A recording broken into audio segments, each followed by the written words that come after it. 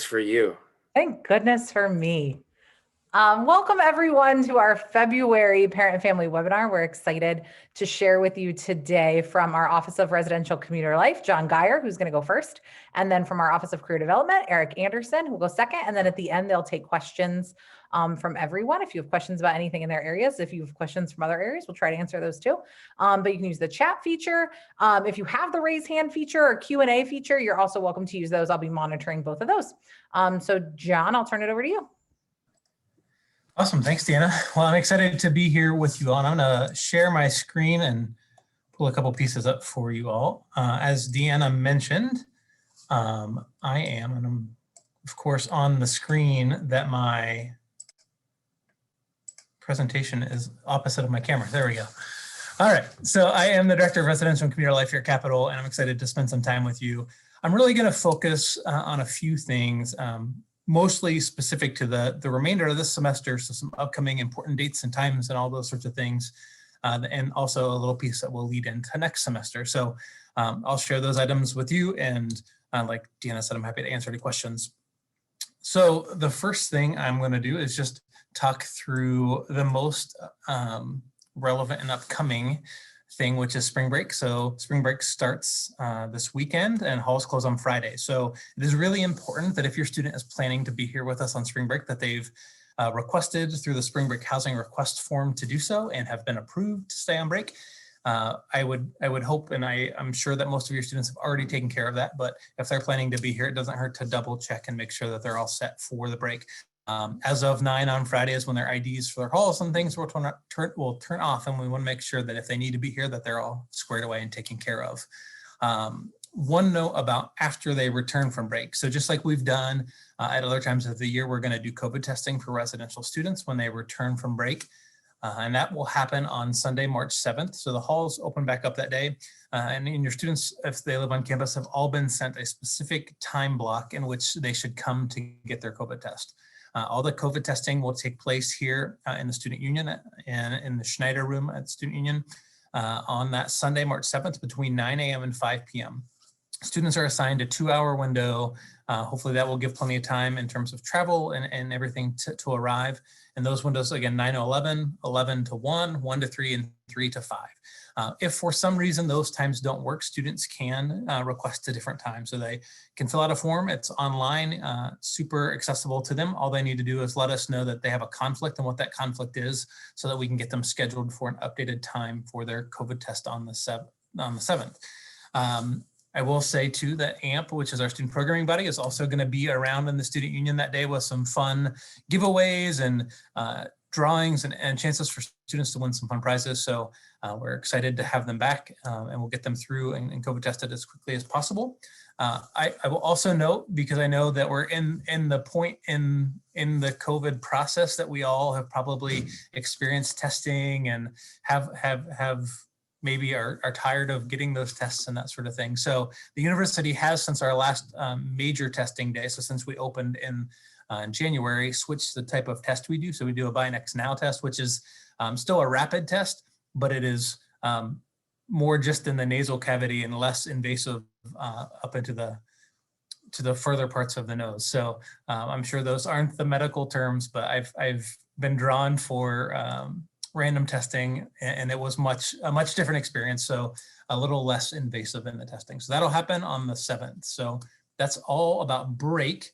And the next thing I want to talk about, and I'm going to talk in fairly broad strokes, is about housing selection.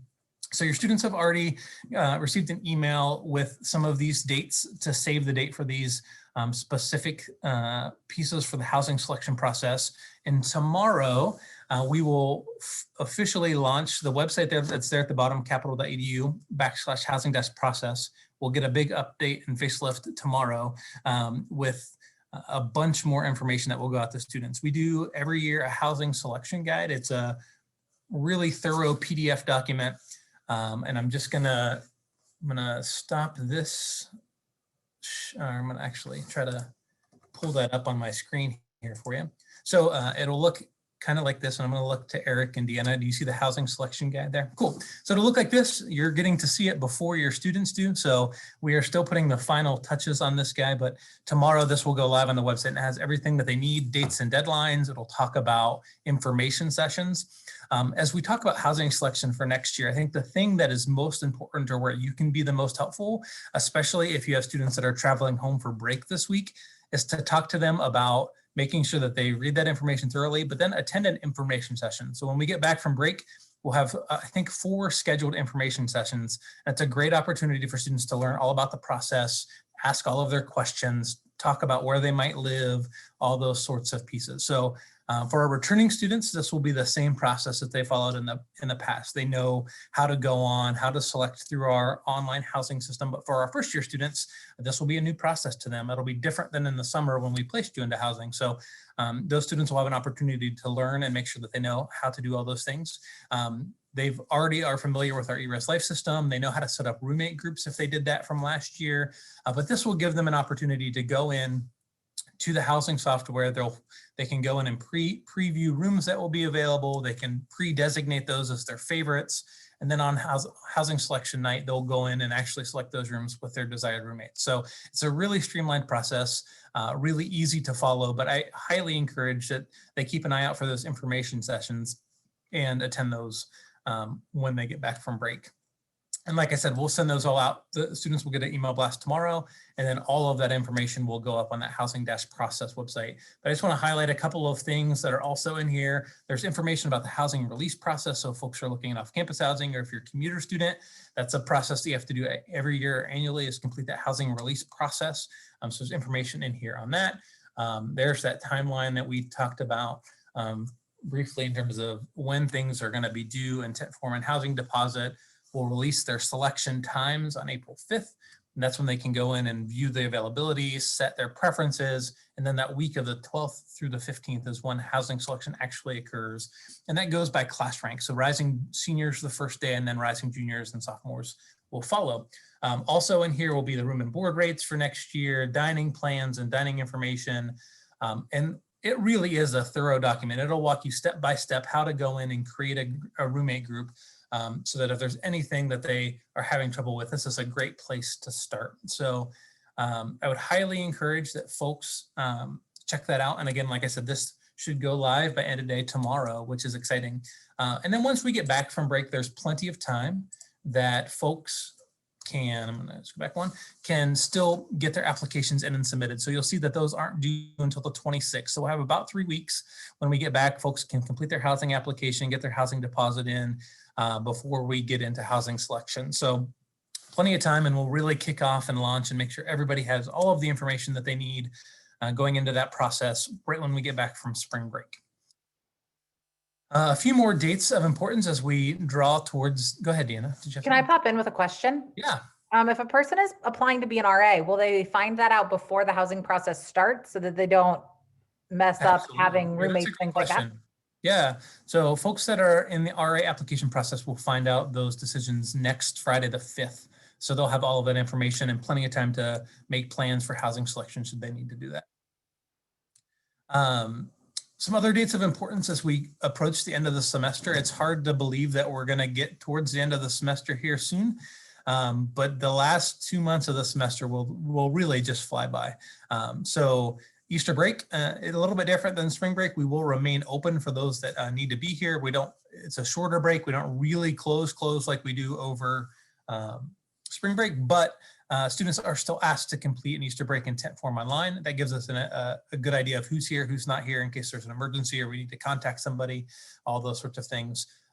So Easter break runs from Wednesday the 31st through Sunday the 4th. And again, that form is online. And then a final note is that residence halls will close for undergraduate students on May 4th at 9 p.m. That's a Tuesday. So make sure you're aware of that on your calendars. That'll be the last day of finals. There'll be lots of information and communication with students about the process for getting checked out. We'll make that a really streamlined and easy process. Likely it will be like something like we did at the winter break, where we have a contact-free process where folks can just drop their keys off with a staff member or in one of our express checkout boxes, and we'll get folks checked out. And then graduating seniors, if any of your students are those, will stay through Sunday the 9th at noon.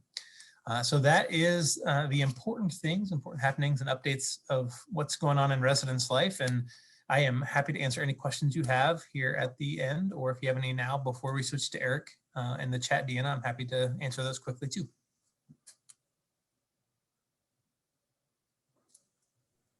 So far, so good. I just Awesome. talked while I was muted a year I'm going into to the stop my pandemic. share and turn it over to my wonderful colleague, Eric.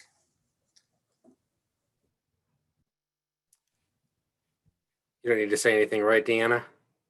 I don't, but I could reintroduce you if you want. No, My I don't. wonderful colleague, Eric, Stellhorn Award winning, as Jody would say if he was here, Eric Henderson. That's what I wanted to hear. Hey, everybody, I'm happy to be here and to talk about career development. I'm going to share my screen and do sort of what John did. I'm going to share my screen, then unshare my screen, then share my screen again with a couple different things. I'm going to start with a diagram that shows the career development core functions, or these three main areas. And thanks for nodding, John, so everybody can see that. So career development work falls under three broad areas that are outlined down here. And you can see I did this with a Venn diagram because these really do blend over time. There's not just, it's not just that career planning is for first-year students and that recruiting is for senior students. It's not that simple. So career planning is the, choosing majors, choosing careers, learning more about yourself, the discernment process. What we call recruiting is about figuring out career direction. So that's a piece of career planning, but it's more about gaining experience, securing employment, and that can be part-time jobs, internships, and full-time jobs. And that area also includes resume writing, cover letter writing, interview skills, job search skills, all those pieces as well. And you can see a listing of those things. And then the third area is graduate and professional school application. So the process of preparing for and then completing the application process and successfully getting into both graduate schools and professional schools. And so let me give you just a little bit more detail about these, and then I'm going to switch and show you some of our resources on our website, and I'll dump the website, the web address into the chat if I can do that.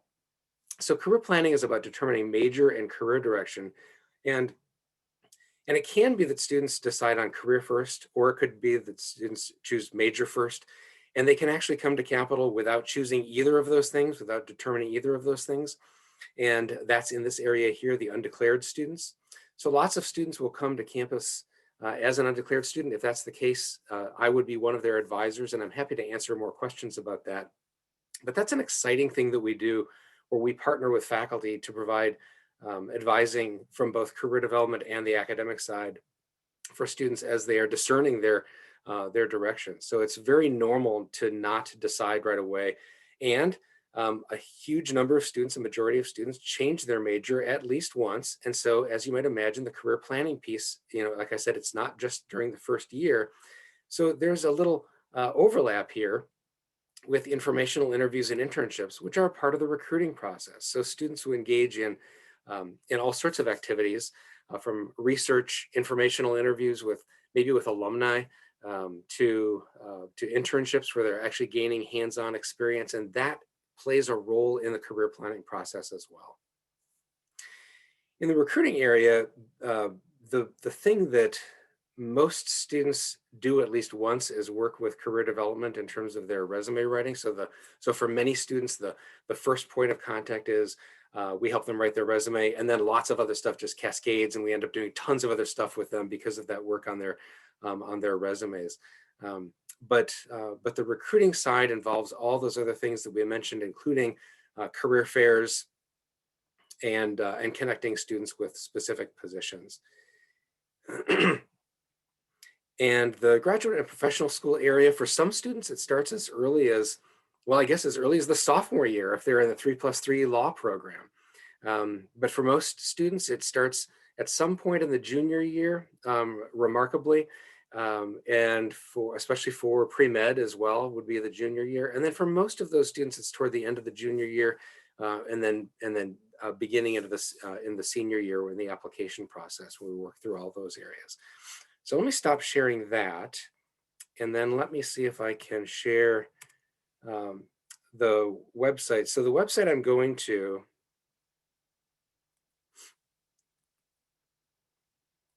is this. And so you have access to all this information that I'm going to show you, almost all of it. I'm going to show you one thing you probably don't have access to. And so the first area, career planning, if you look on the left-hand side, left-hand navigation bar, there's a section for majors and careers.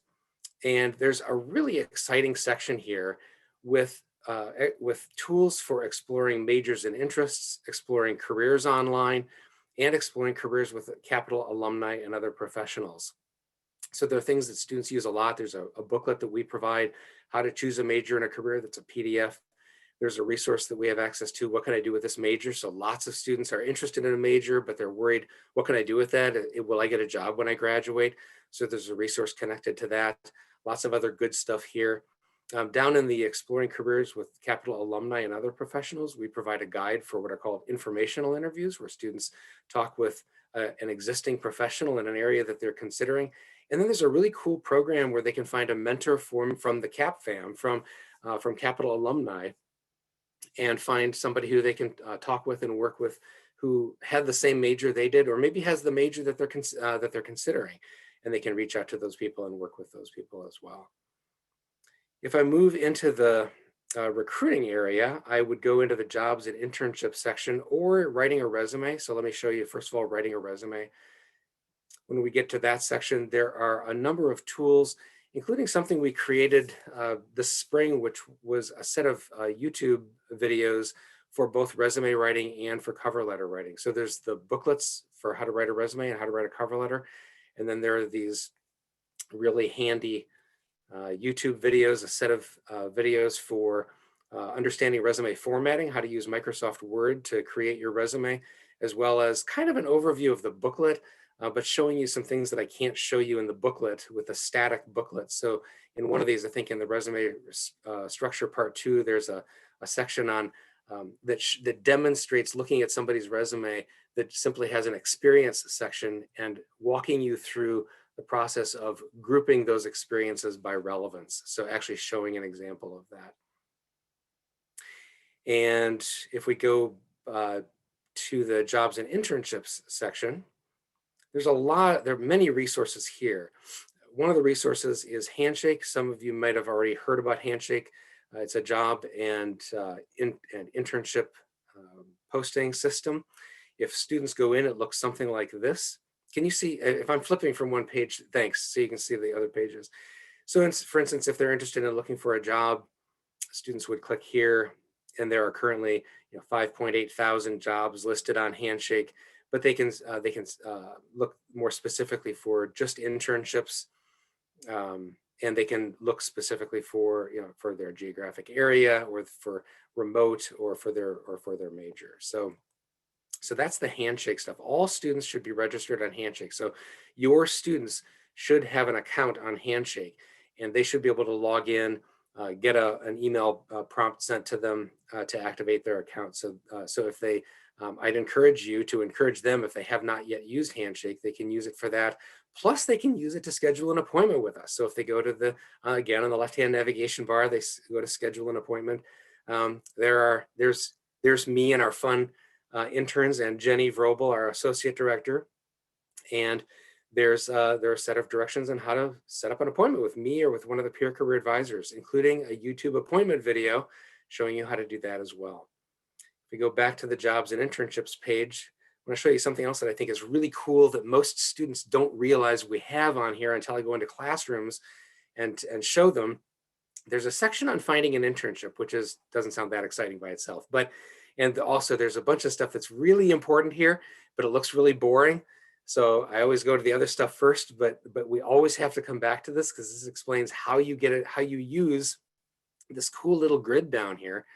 So for instance, if I am a business management major, I can click on business management, and I can see places where previous Capital University students have interned, the titles and places where they've interned. And so this is not a comprehensive list, but it's a list that we've received from our students. So a pretty cool list. I mean, and this is just for business management, and I'm still not done. But anyway, I'll skip that and go back. So when students find something that they're interested in there, they use this set of instructions on how to reach out to those employers, armed with the knowledge that those are internships that have been held by previous Capital University students. So those employers obviously already like Capital University students. And then the last area, there's a section here on the left-hand navigation bar, again, for graduate and professional school. Again, there's a booklet. When you click on these booklets, just so you know, it goes to a PDF, with a real fun cover like that. And in addition to the overall booklet that describes lots in detail about what you do, starting with the junior year typically, there are some other resources just on how to write a personal statement, which is another part of the graduate school application process, and then some specialized test information and some other specialized information like for medical school students who are pre-med. So I will stop there and let us entertain all of your fun questions. I can hardly wait to hear what you have to ask us.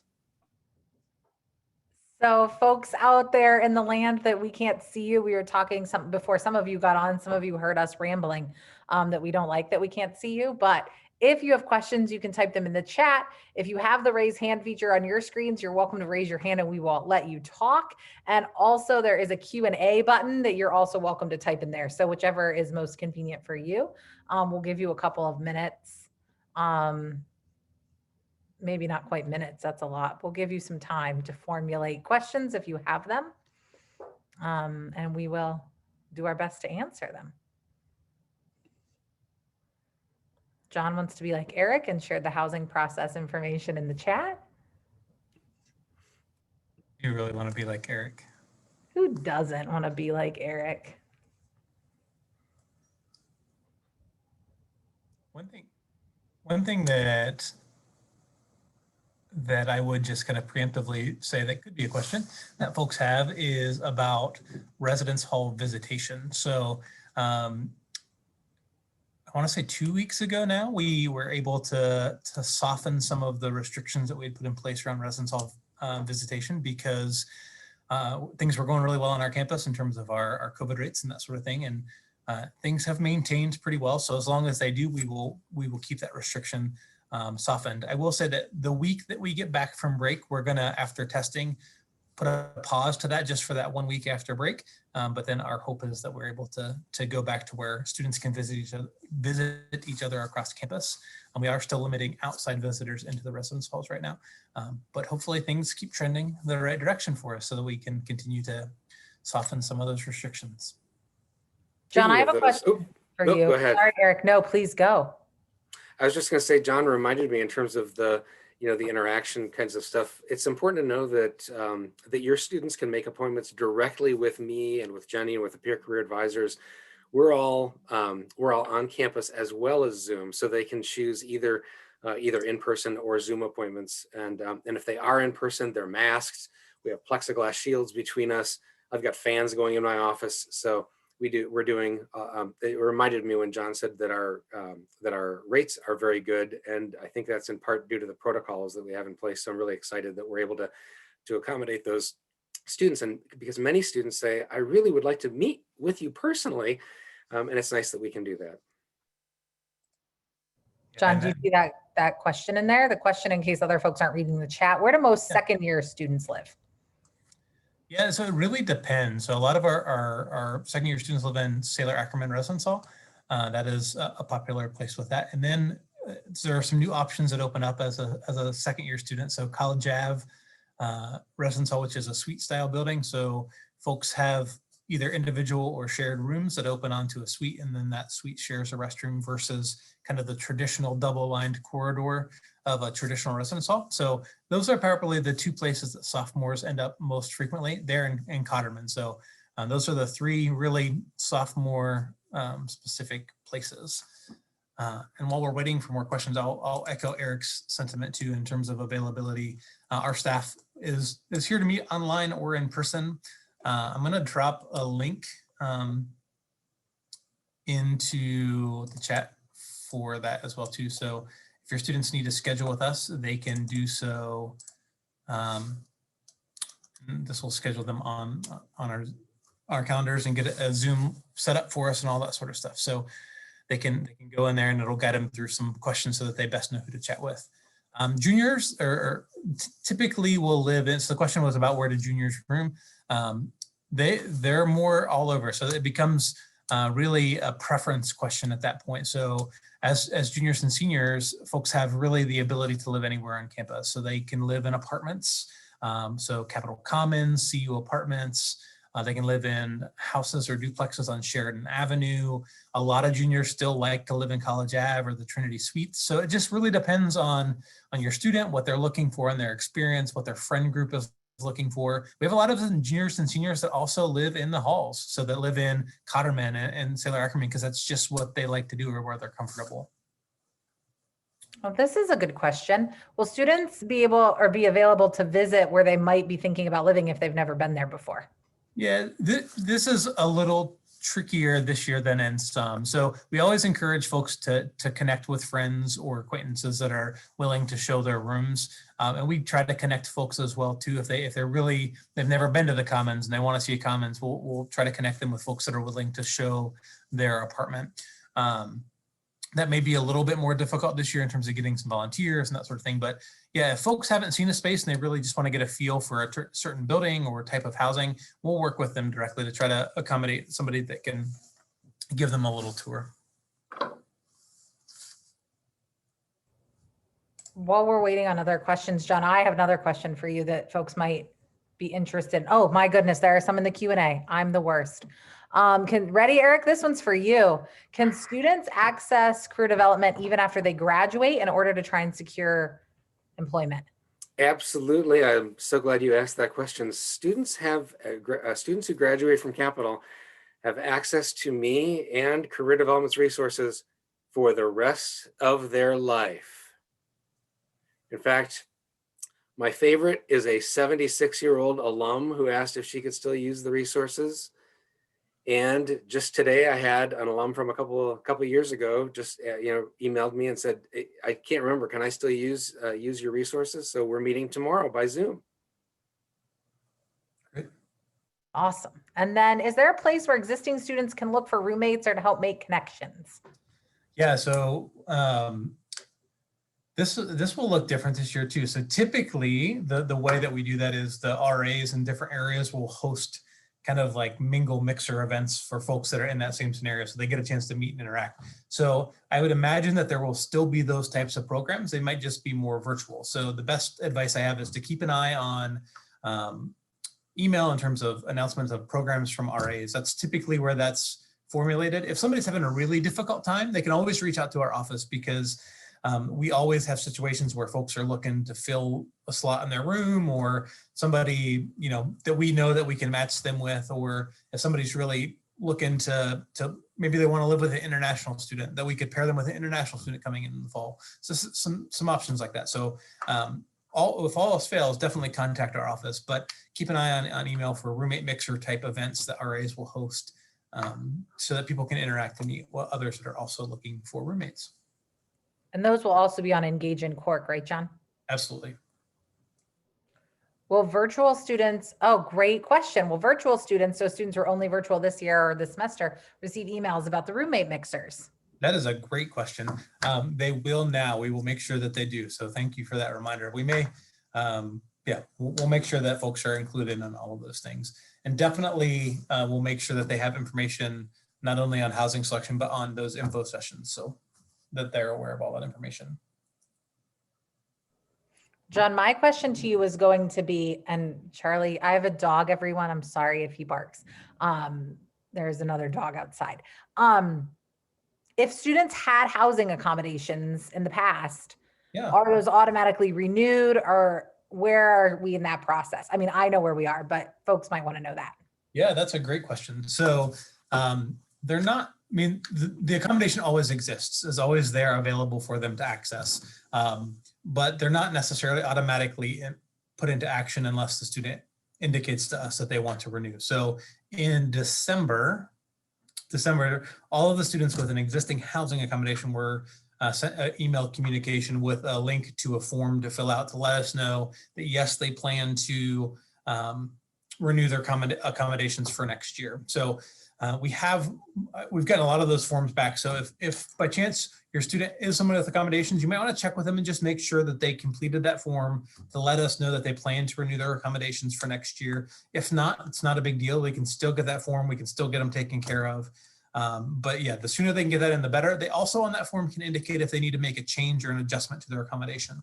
And then our folks in accessibility services are working with them to make sure that they have what they need. And then we work with students with accommodations for housing. Probably the 2 weeks following spring break, we'll start reaching out and I'll set up appointments and I actually will sit down and work with those folks to make sure that they're placed in housing in advance of that housing selection process to make sure their needs are met. Great question, Deanna. Thanks, John. I appreciate that. We'll Can I talk- pause for, oh, go ahead, Eric. I was going to say, could I talk a little bit about some of the new things we've done this year to train our students in COVID stuff? Absolutely. So in addition to modifying a couple of our booklets, and in fact, one of them, the interview booklet is labeled as COVID edition. We of course had to strip all the handshake language off, which maybe we'll strip off forever. But also, like right now I'm demonstrating, my lighting isn't perfect, but I'm demonstrating to some degree some of the stuff that we train students on in terms of creating an environment that's going to be good for interviewing.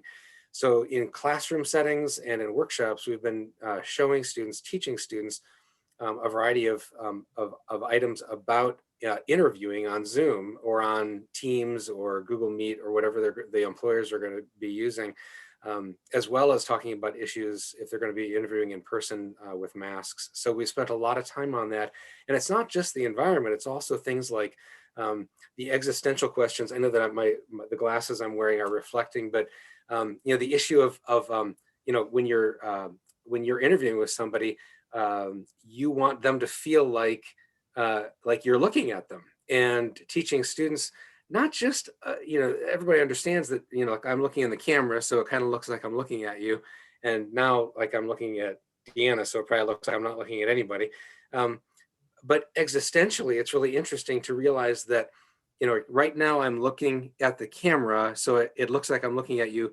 Ironically, the one time I look like I'm looking at all of you is the one time I'm not looking at anybody. So helping students understand how you use that information to your advantage in the interview, in terms of when is it important for the interviewer to feel like they are being looked at, and when is it okay for you to look away when you're thinking about things. So how does that differ in the Zoom environment versus the real environment?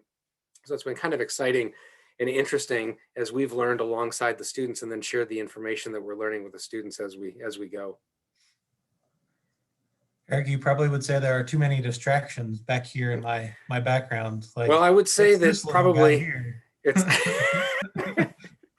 I would say that this is a good clue that you're right now not interviewing for a job. Yeah.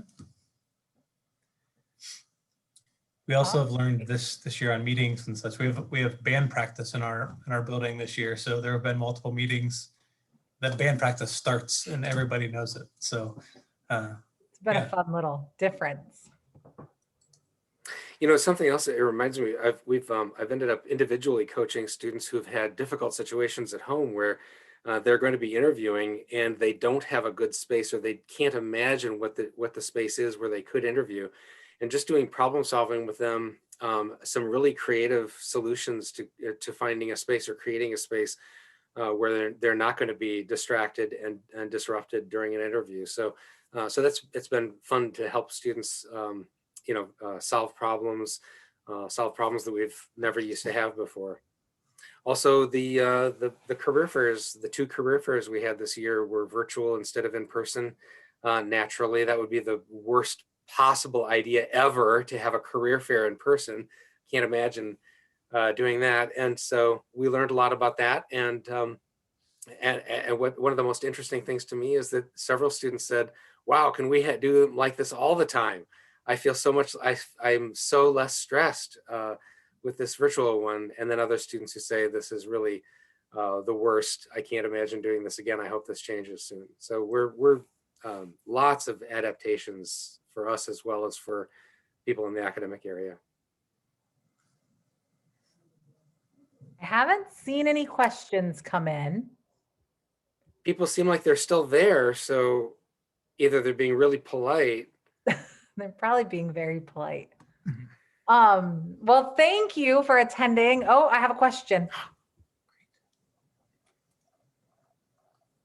Next year, Eric, what are you anticipating? In person, remote, for job fairs, career fairs? Any indication of what next year will look like for those? Right.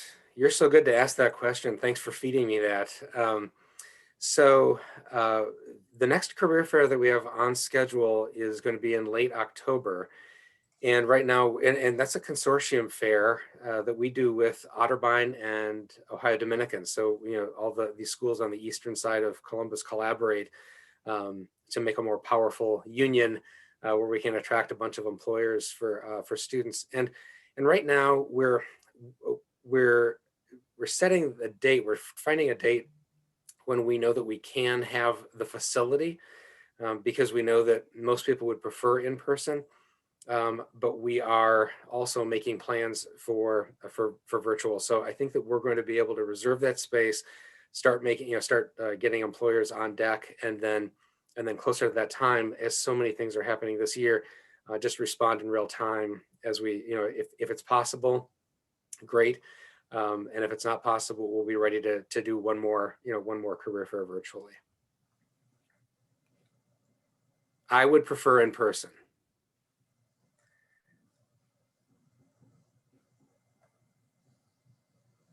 John, you look like you're going to say something. Are you going to say something? No.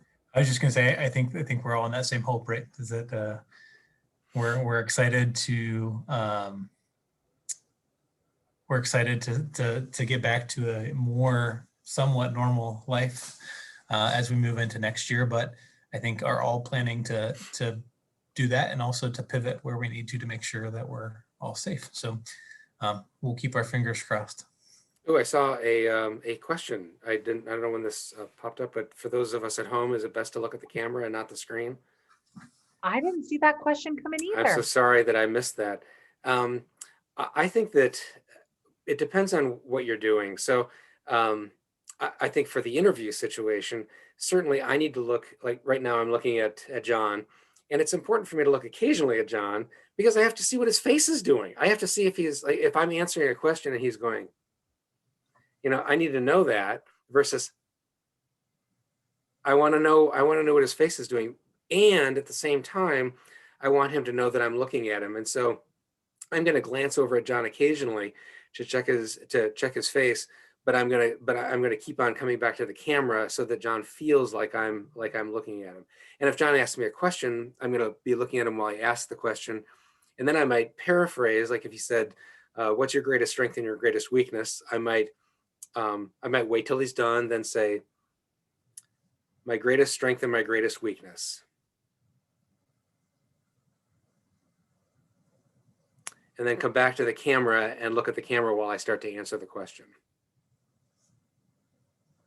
Hopefully that's helpful. That was really good, Eric. That long pause made me uncomfortable.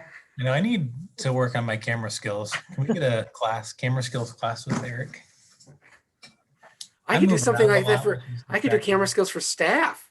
That would be great. SELT session.